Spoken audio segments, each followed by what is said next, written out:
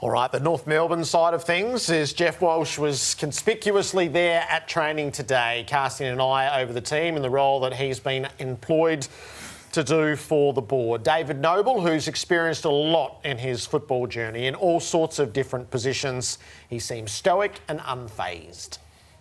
Have you been given any assurances on next year, or have you sought any assurances on next year? No, I don't believe I need any, to be honest with you. I'm really comfortable. I've got ongoing conversations with the board, spoken to Sonia, meet with Ben regularly. So, yeah, I'm not comfortable where we're at from a footy team perspective, just to clear that up. But, I mean, I've said all along, we've got a clear direction that we want to take. We understand that rebuilds are really difficult. You know, you do have those periods where it ebbs and flows. At the moment, it's ebbing, it's not flowing very well.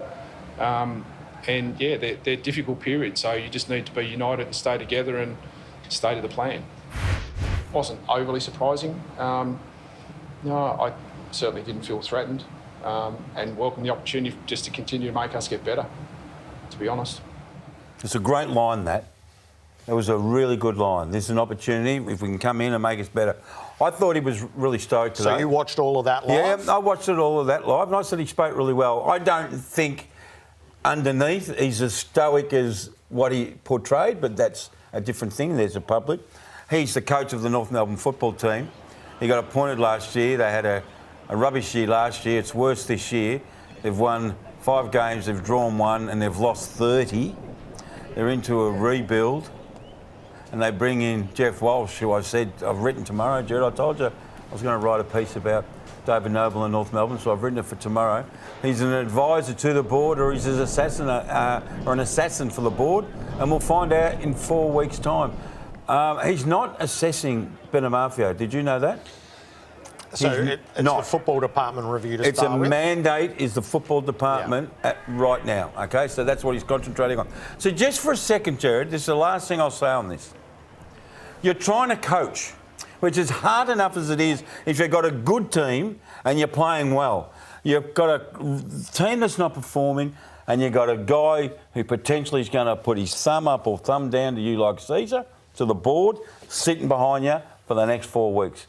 That is a very, very difficult situation for anyone, and David Noble, he's got to wear it. It is unenviable, but I will... So you were the first to call this out in the pre-season. You were troubled by the way North Melbourne were coming into the season. You declared crisis in round 3, which was searingly accurate 5 weeks later when the hindsight was applied to what was going on.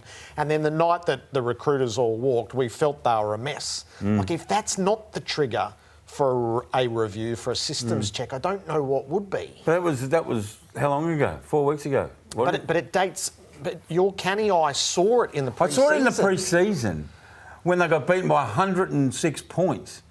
And you think, wow. And I rang him up and said, David, and I don't know David Noble very well, but I rang him up and said, how do you explain this? What are you going to do? And he went through some measures. And it has been a wretched year, Jared. But I'll say it again, and we've got to move on. It took Carlton 7 years. It took Melbourne 8 years under Paul Roos and others. David King put on the agenda about 6 weeks ago. He said it's very difficult to survive, for coaches to survive rebuilds. If you go through the list, gone. But if you're going to strip and rebuild, what do you expect? It's going to be tough. If he's lost the players, he's in trouble. If he hasn't lost the players, he might not necessarily be in trouble. And you don't think he has from the phone calls you've made? No, well, it's all in the paper tomorrow, Jared. The people I've spoken to, they're happy with him. All right.